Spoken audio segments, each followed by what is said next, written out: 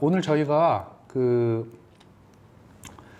코로나 팬데믹이 진행되고 있는 한국 사회의 이모저모에 대해서 조문영 선생님과 제가 말씀을 좀 자유롭게 나누는 시간을 갖도록 하겠습니다.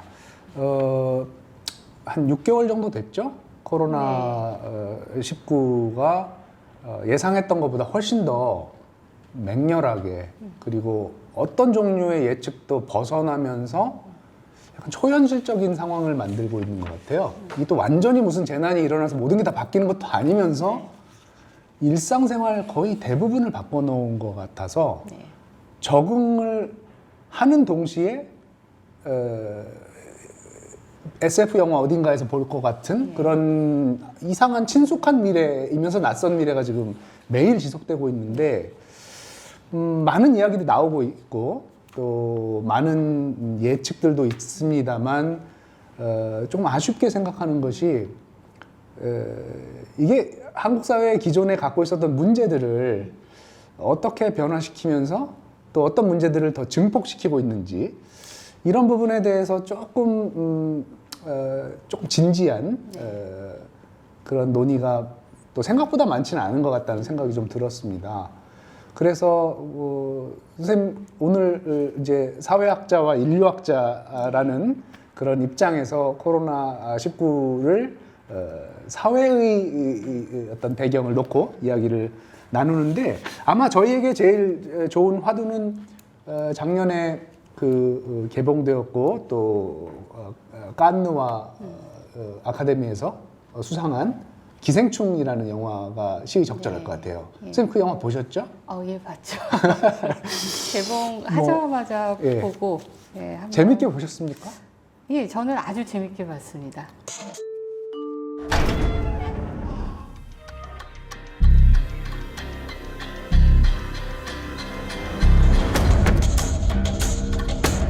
다솜이는 완전 예술가 체질인데. 그래서 그런 건지 그동안 미술쌤도 여러 명 바꿔가면서 해봤는데요.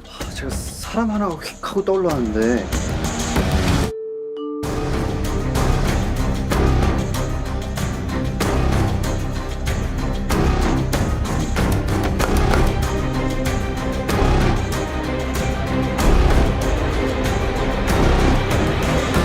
마지막 와이파이를 줄까? 근데 어떤 점에서 그렇게 재밌게 재밌게 보셨나요? 봤고, 예.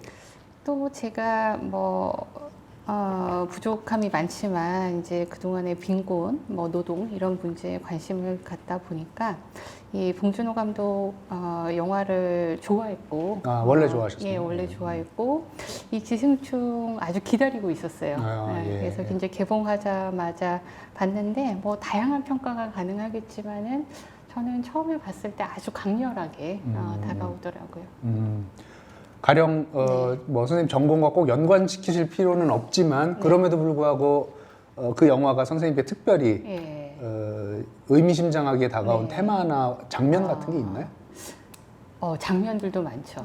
장면도 많은데 특히나 이 기생충이 이제 한국 사회에서 이게 부자와 빈자, 그리고 빈자와 빈자 간의 관계를 영화적인 장치로 묘사하는 이제 드러내 보이는 그 점이 저한테는 상당히 흥미로웠어요. 그러니까 많이들 또 얘기를 하지만 거기 기택내 가족이 있었잖아요. 그 기생충이라고 우리가 보통 얘기하는, 그렇게 되면 이제 빨아먹을 숙주가 바로 그 박사장 내 이제 가족이 되는 건데, 공간적으로도 굉장히 위계화되어 있고, 그러니까 위와 아래, 그리고 그 박사장 내 아들이 묵었던 텐트를 아주 좋아하는 인디언 텐트는 비바람이 불어도 절대 끄떡하지 않는데, 이 기택 내 집은 그야말로 수해로 이제 난리가 나는 그 대조를 아주 명징하게 보여주더라고요. 이 부자와 빈자 사이에서는. 근데 어떻게 보자면은 절대 넘을 수 없다. 절대 가까이 갈 수 없다라는 것을 영화 미학으로 아주 적나라하게 보여주는데, 그러자면은 결국 그래도 이 경기를 투과할 수 있는 게 어떻게 가능한가라는 것을 결국 봉준호 감독도 다른 감각을 동원하지 않고는 이걸 설명할 수 없다라고 판단을 한 것 같아요. 그 다른 감각이 뭐죠? 감각이 이제 후각인 거죠. 아, 냄새. 예, 후각인 거고 상당히 동물적인 거죠. 아주 음. 원초적으로 보통 동물들이 영역 싸움을 할 때 자기 영역을 지킬 때 상대방의 냄새를 맡잖아요. 그래서 이 냄새라는 것을 통해서 이 아주 멀어졌던 경기가 그나마 지금 투과시켜내고 있구나라는 이제 그 생각이 들었는데 반면에 빈자와 빈자의 관계를 묘사할 때는 또 상당히 다르더라고요.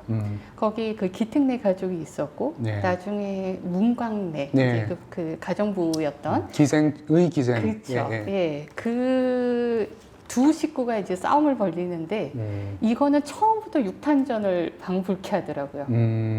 몸과 몸이 바로 예, 몸과 부딪히는. 몸이 부딪히고 말과 말이 부딪히고 그야말로 아수라장인 거죠. 돌려 말하면 네.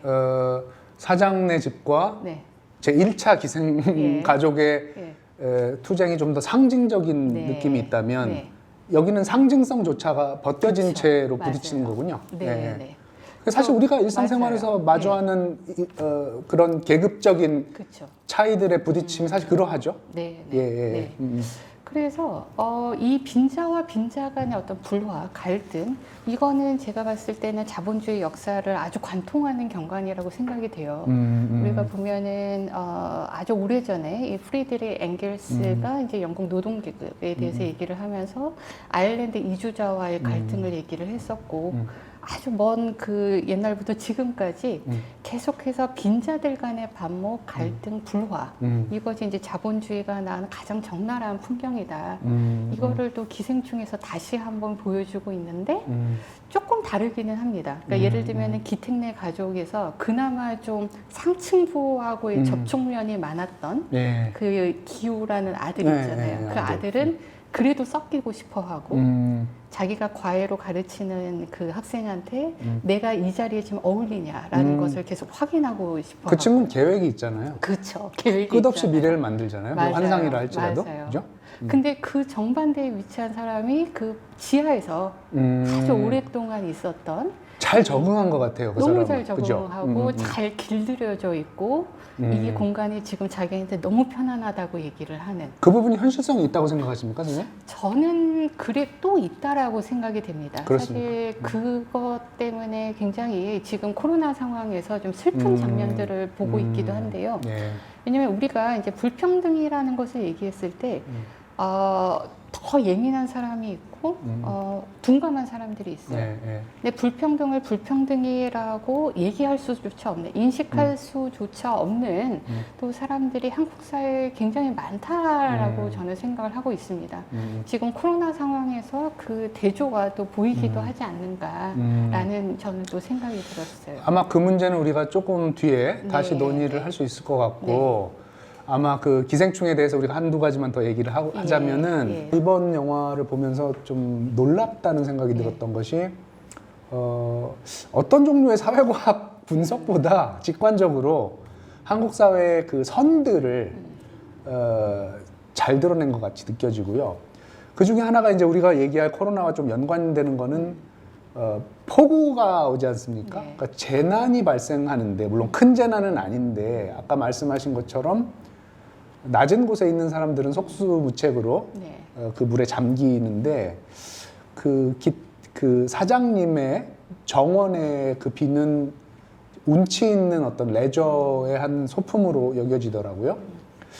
그리고 재난 상황에서 정말 반지하에 모든 게 다 잠겨 가는 모습을 보면서 우리가 왜 재난 불평등에 대해서 많이 얘기하지 않습니까? 네. 그리고 지금 코로나 상황이기도 하고 그래서 제 생각에는 바로 기생충이라는 그 개념을 조금 더 생물학적으로 사용하지 않고 이제 굉장히 사회학적인 메타포로 썼기 때문에 너무 사회를 이렇게 닫아놓은 느낌도 없지 않아 있습니다만 네. 그러니까 진짜 바이러스 같은 사태는 안 일어나지 않습니까? 네. 요 사람 사이에 일어나는 그럼에도 불구하고 그 안에 저는 그 비가 있다는 게 리얼리티를 네. 보여주는 것 같아요. 네. 이제 비가 많이 오든 아니면 원자력 발전소가 정말 폭발해서 체르노빌이나 후쿠시마에서처럼 바로 그런 스펙트럼에 쪼였을 때 사회가 드러내는 모습은 통합되는 모습도 한편에 있지만 그 재난을 극복하기 위해서 그렇죠. 다른 한편으로는 방어막이 없는 사람들과 방어막이 있는 사람들이 정말 극명하게 갈라지면서 같은 인간이 아니라는 점이 드러나는 것 같아요. 맞아요. 그 부분과 연관해서 선생님, 이제 영화에서 우리가 좀 현실로 넘어오면 벌써 6개월 정도가 진행이 됐는데 제가 잠깐 어제 그 질병본부 홈페이지에 들어가서 통계를 봤더니 지금 현재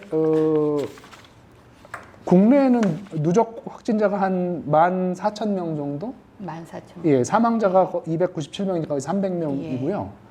전 세계는 지금 누적 확진자가 1,500만 명이네요. 60만 명이 사망을 했습니다. 물론 이제 1918년 독감이나 뭐 그 이전에 패스트 같은 역병에 비하면 훨씬 사망자 숫자는 적지만 그럼에도 불구하고 이렇게 전체가 다 연결되어 있는 사회에서 심리적인, 문화적인 혹은 사회 전반의 충격이 굉장히 큰 것 같아요. 네. 그런데 이제 우리가 지금 이야기한 맥락에서 조금 더 안을 들여다봤을 때 선생님, 이 코로나 사태가 6개월 진행되면서 드러낸 한국 사회의 그 선들, 네. 그 경계선들, 이거에 대해서는 어떻게 보셨는지 좀 궁금합니다. 그 부분에 대해서 아까 기생충 영화하고 조금 연결을 시켜보자면요. 제가 요새 이 코로나 상황에서 기생충을 다시 생각하다 보니까는 그때 기생충을 보면서 정말 박 사장을 비난하고 한국 사회 불평등을 외쳤던 그 사람들이 과연 누구인가 라는 생각이 들었어요. 당시 영화에서 그 박 사장이 이 냄새 정체가 뭔가라는 것을 막 캐다가 이게 생주 쌓는 냄새? 아니면은 가끔씩 지하철을 탈 때 나는 냄새라고 질문을 던지니까 사람들이 지하철 타는 우리 모두를 갖다가 을의 위치를 바로 시키더라고요. 예. 그런데 이 을로 자기 자신을 표명하는 어떻게 보자면은 예전에 우리가 그 월가 점령 시위 같은 데서 1대 99라는 이제 구호가 유행을 했었고 누구나 다 99의 자기를 귀속시키고 싶어 하잖아요. 그 우리가 정말 이 기특내 가족 같은 사람들만 있지는 않다라는 생각이 들었고 그래서 자기 자신이 을이고 자기 자신이 어떤 실존의 빈곤 그리고 이 수직 하강에 어떤 불안에 시달리고 있는 우리다라고 표명하는 이 우리가 정말 같은 사람이었는가라는 생각이 이 코로나를 거치면서 더 강렬하게 들더라고요. 그러니까 실제로 그 내부에서의 아까 제가 기특내 가족과 문광내 부부 간의 빈자의 갈등을 얘기했다고 한다면 한국 사회에서 오랫동안 이런 불안이라는 이 불안이라는 공포 때문에 자기 자신을 빈자에 귀속시키는 빈자라고 생각을 하는 사람들이 굉장히 많아졌고 그럼에도 불구하고 이들과 지금 코로나의 과정에서 정말로 사투를 벌이고 있는 또 다른 빈자가 이 같은 우리인가 라는 지금 고민이 더 많이 들었습니다. 한 2가지 정도의 범주를 생각을 해보고 싶은데요. 한 집단은 우리가 뭐 오랫동안 비정규직 노동자라고 이제 불러왔던 사람들이죠. 한국 사회에서 이 90년대 말에 외환위기를 거치면서 지금은 우리가 정규직, 비정규직이라는 것이 단순히 계약상의 차이가 아니라 말 그대로 이 경쟁 사회에서 도태된 자를 가리키는 하나의 신분으로서 이제 비정규직을 얘기하기 시작했다라는 생각이 들어요. 그런데 뭐 다양한 비정규직 노동자가 있겠지만 이 코로나 상황에서도 많은 의료진 중에서도 말단에 있는 사람들 그리고 방역 현장에서 이제 계속 투입되고 있는 사람들 그리고 이 병원의 청소 노동자들 대부분 이제 하청업체를 통해서 고용된 이 비정규직 노동자들인데 이 사람들 같은 경우에는 지금 그야말로 탈진 상태, 이제 과로 상태라는 얘기를 많이 듣고 있습니다. 듣고 있고. 또 하나의 집단이 이제 우리가 많이 얘기하고 있는 요새 택배 노동자들. 지금 코로나 발발하고 지금까지 7월까지 제가 알기로는 한 3명이죠. 3분이 이미 과로 의심 증상으로 이제 사망을 했다라고 저희가 뉴스를 봤는데 어떻게 보면 이 사람들이야말로 그 한국 사회에서 이 잠시 멈춤 그리고 사회적인 거리두기를 가능케 하는 사람들. 그런데 지금 우리 눈에 어떻게 보면 보이지 않거든요. 이 병원에서 일하는 비정규직 노동자들 같은 경우에는 거기서 그야말로 탈진 상태로 계속 매몰되어 있는 것이고 택배 노동자는 요새는 접촉을 하면 안 되니까 놓고 가죠. 놓고 가잖아요. 그냥 초인종만 누르고 이렇게 문 열고 나면 이미 사라지고 없어요. 그야말로 비인간 행위자처럼 여겨지거든요. 저한테는. 맞아요. 그래서 근데 이 사람들 같은 경우에는 한국 사회에서 그냥 노동자가 아니라 개인 사업자로 보통 등록이 돼 있기 때문에 이 업무 시간을 초과해도 그거에 대해서 법적인 권리를 주장하기가 또 상당히 어렵거든요. 계속해서 물량은 쏟아지고 있고 그 비정규직 노동자의 상태를 우리가 지금 사실 볼 수가 없는 거예요. 볼 수가 없다라는 것이 또 큰 문제이고 볼 수가 없다는 게 단순한 비유가 아니라 네. 다시 영화로 돌아가면 네. 안 보이는 곳에 있는 사람들이 됐네요. 그쵸. 지하, 그쵸. 그러니까 비가시성에 맞아요. 그런 비가시성들이 이렇게 강화된 것은 왜일까요? 그러니까 예전에는 네. 저는 최근에 이제 70년대 자료들을 좀 읽는데 네. 70년대는 지금 말씀한 그런 분들이 여러 부류가 있지만 민중이라는 이름으로 사실 가시화됐었거든요. 네. 나타났고 사회에서. 근데 아무래도 뭐 우리가 신자유주의 얘기를 하지만 신자유주의 이후에 생긴 비가시화일까요? 사회의 어떤 그룹들이 정말 빈곤한 그룹들이 보이지 않는 곳으로 정말 숨어 들어가서 지하로. 네. 저는 한편에서는 좀 양가적인 측면이 있다라고 생각을 합니다. 이게 그 한국 사회가 한편에서는 외환위기 이후에 이 신자유주의적인 구조 조정, 뭐 그거에 따른 이제 노동 유연화 이런 부분은 상당히 가속화됐죠. 그러면서 선생님께서 예전에 이제 생존주의라고 네. 명명을 하셨던 어떤 새로운 청년 세대가 또 등장을 하기도 했었고 타인을 어떤 방식으로 생각을 해야 될 것인가 이런 교육들도 예전에 비해서 훨씬 더 체계적으로 이루어지고 있다라는 네. 저는 생각이 들기도 해요. 뭐 인권이라든가 민주주의 이런 거를 그냥 대학에 와서 학습하는 것이 아니라 뭐 학생부 평가라든가 뭐 여러 가지 이 입시 체제 자체가 다양해지기 때문에 그 공부를 아주 일찌감치 하는 거죠. 그래서 많이 알고 있고 많이 배웠고 많이 얘기할 수 있어요. 그런데 정작 이들이 자기와 어떤 그 사회 자본 그리고 교육 자본, 이 경제 자본을 달리하는 그 또래의 친구들을 만날 수 있는 시기가 저는 점점 더 일찌감치 단절되고 있다라는 생각이 들어요. 그리고 한국 사회의 이 계급이라는 것은 그야말로 공간화되고 있는 거죠. 상호 비가시성이 계속 증가하는 방식으로 그렇죠. 증대하는 방식으로 사회가 그렇죠. 진화해 왔다는 말씀이죠. 실제로 내가 그들의 냄새를 맡고 그들을 바라보고 그들에게 말을 건넬 수 있는 지금 이 관계의 망이라는 것은 점점 좁아지고 있지 않은가. 미디어 안에서도 그런 현상 나타나는 것 같은데요. 예, 특히 이제 맞아요. SNS는 네, 결국 비슷한 사람들끼리 네. 비슷한 의견들을 계속 공유하면서 예, 그 의견을 예. 강화시키는 효과가 있지 그렇죠. 않습니까? 예. 교육 자본과 문화 자본을 어느 정도 공유하고 있는 사람들. 그래서 뭐 브루드식으로 생각하자면은 그야말로 취향이 어느 정도는 좀 통하는 그런 사람들이 성을 좀 이루고 있지 않은가. 이게 이제 바이러스가 전파되는 과정을 보면 네. 이번에 네. 물론 이제 대면 접촉을 많이 하는 전통적인 의미의 사회적 공간들을 네. 허물어뜨리면서 가지 않았습니까? 저는 되게 놀라웠던 게 사회학에서 그 사회가 형성될 때 가장 그 근본에 있는 것이라고 교과서에서 배운 것이 인터랙션이거든요. 면대면 인터랙션, 얼굴과 얼굴을 마주 보면서 네. 상호작용을 할 때 개체들을 넘어서는 어떤 연대감, 동질감 같은 게 형성되고 이게 사회를 형성하는 도덕적 힘이다 이렇게 배웠는데 예. 그런 의미로 생각하면 지금 코로나 바이러스가 변화시키고 있는 가장 밑바닥에 있는 것 중에 하나가 사회가 뭐지? 라는 질문에 대한 해답인 것 같아요. 언택트라는 것은 물리적인 거리는 두고 있지만 사실 또 다른 의미로는 다른 연결망들을 가동시키는 거잖아요. 네. 여기서 굉장히 큰 불평등이 발생할 것 같고 그렇죠.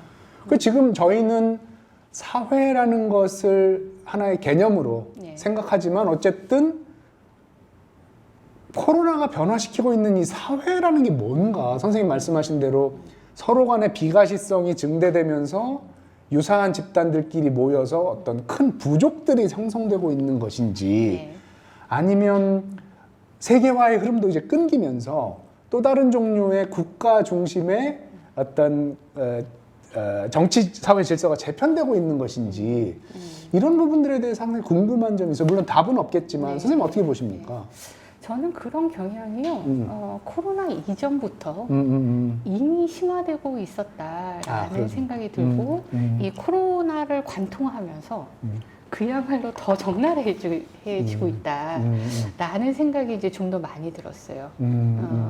그러니까 아까 제가 이제 비정규직 노동자를 네. 얘기하면서 어떻게 보면은 우리라고 얘기했던 음. 담론적으로는 우리로 감싸 안았던 그러나 사실 거의 만나본 적이 없는 이런 사람들이 이제 있다라고 얘기를 드렸는데 이게 더 그 사례를 적나라하게 볼 수 있는 거는 한국 사회의 쪽방촌 네. 어떤 빈민 지역이죠. 쪽방촌이나 이 홈리스들의 삶이다라는 이제 생각이 듭니다. 이 쪽방 주민은 지금 뭐 서울에도 있고요. 많죠, 지금. 대구 포함해서 상당히 많은데, 그쪽에 지금 주민들 같은 경우에는 이제 쪽방에 잠시 들어와 있다가, 그러니까 서울역에 있는 홈리스하고 이 동자동, 뭐 그 주변에 이 쪽방 주민은 겹쳐요. 예, 홈리스가 어떤 경우에는 이제 조금 더 안정적이 됐을 때 이제 쪽방에 왔다가 다시 또 이제 서울역으로 가기도 하고. 네. 근데 이제 이런 분들이 공공장소에서 계속 내쫓기고 있거든요. 네. 내쫓기고 있고, 한편에서는 이제 그 민간 급식소가 다 문을 닫게 됐죠. 닫게 됐고, 그러면서 이제 국가에서 또 구호품을 나눠주는데 무슨 생쌀, 라면, 그러니까 끓여 먹을 수가 없거든요. 사실 어떤 조건이 그렇지 않고 게다가 이제 정부가 재난지원금을 지급을 해줬는데 이분들 많은 경우가 주민등록증이 말소됐거나 거주 불명의 상태예요. 그래서 이제 여러 가지 어려움이 산적해서 이제 그런 부분에 대해서 활동가들이 뭐 취재를 하기도 하고 고발을 하기도 하고 그런 것들이 가끔 신문에 나옵니다. 그냥 무관심이라기보다는 코로나를 거치면서 거의 그 미국에서 많이 보고 네. 있는 빈곤의 형벌화 이런 흐름들이 더 농후해지고 있다라는 생각이 들어요. 그래서 예를 들어서 지금 그 노숙인들이 보통 어떤 병에 걸리거나 했을 때 공공의료기관을 찾게 되는데 네. 우리나라의 지금 국공립 병원들이 대부분 다 감염병 전담병원으로 지정이 됐기 때문에 지금 이용을 할 수가 없어요. 그러니까 이분들이 자부담을 더 많이 들여서 민간병원을 찾아야 되고 이런 상황에 대해서 한번 뉴스가 난 적이 있었어요. 그런데 그때 제가 봤던 댓글들 거의 대부분의 댓글이었는데 이거는 예전에 이 정도까지 보지는 못했거든요. 그런데 그냥 빨리 사라져라. 그래야지 이제 세금도 덜 들고 거리도 깨끗해지고 그러면서 이 홈리스를 그야말로 이 한국 사회를 지금 더 감염시키고 있는 그러니까 그야말로 가장 위협적이고 가장 혐오적인 감염원이라고 생각하는 이 부분을 보고서는 예전에는 그냥 몰랐다 무관심이었다라는 것이 아니라 한편에서는 이제는 정말 이런 과정에서 이 코로나 같은 극한 상황에서 누가 살아남을 것인가 그리고 누구는 우리가 버려도 되는가 라는 것을 자기가 한때는 자기도 빈자라고 얘기했던 이 사람들도 어떻게 보면은 이 불평등의 위기화에 또 동조하고 가담을 하고 있는 건 아닌가 그런 우려가 많이 듭니다 요새는.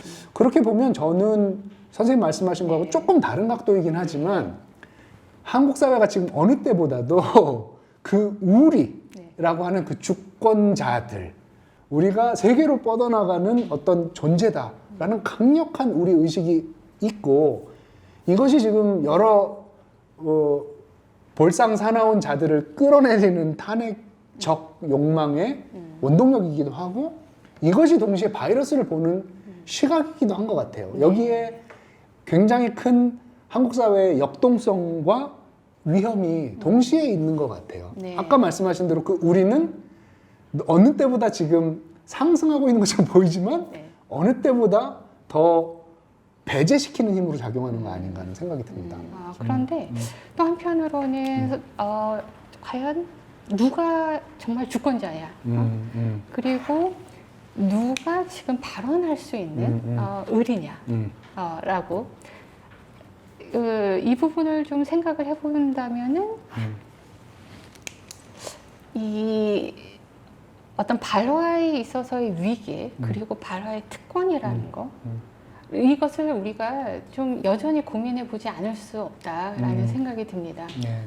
제가 이제 여러 수업을 하면서 작년에 학생들하고 우리는 가난을 어떻게 외면해 왔는가 이런 네. 책 작업을 했는데 예. 그 작업을 했던 이유도 학생들이 보통 빈곤의 인류학이라고 그러면은 왜 들어왔을까라고 질문을 했을 때 이 빈곤을 자기 빈곤이라고 생각하고 들어온 학생들이 굉장히 많았어요. 근데 이 빈곤이라는 거는 자기 실존의 빈곤, 불안, 공포, 두려움 이런 부분, 이거 앞이 안 보이는 전망의 불투명성, 뭐 한국 사회 홈리스라던가, 그러니까 샌프란시스코의 홈리스를 만나서 많은 얘기를 했다는 거예요.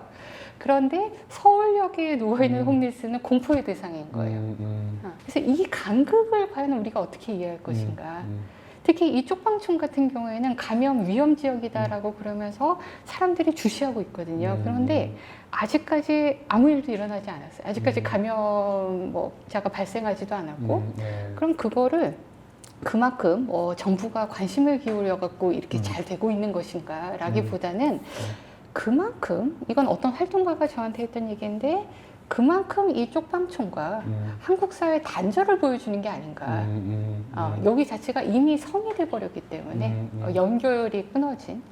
그러니까 그래서 이제 아까 선생님이 이제 말씀으로 돌아가 보자면은 이제는 주권자가 발화를 하고 있는데 이 발화라는 거에서 우리가 공론장에서 누군가의 발언은 굉장히 주의 깊게 경청을 하고 그야말로 신문의 모든 이제 지면을 장식을 하게 되고 이 언론의 트래픽 과정을 거치면서 계속해서 더 많은 말들을 만들어내죠. 네. 그런데 누군가의 발화라는 것은 이 한국 사회가 들을 준비가 안 돼 있고 사실 들을 생각이 없다.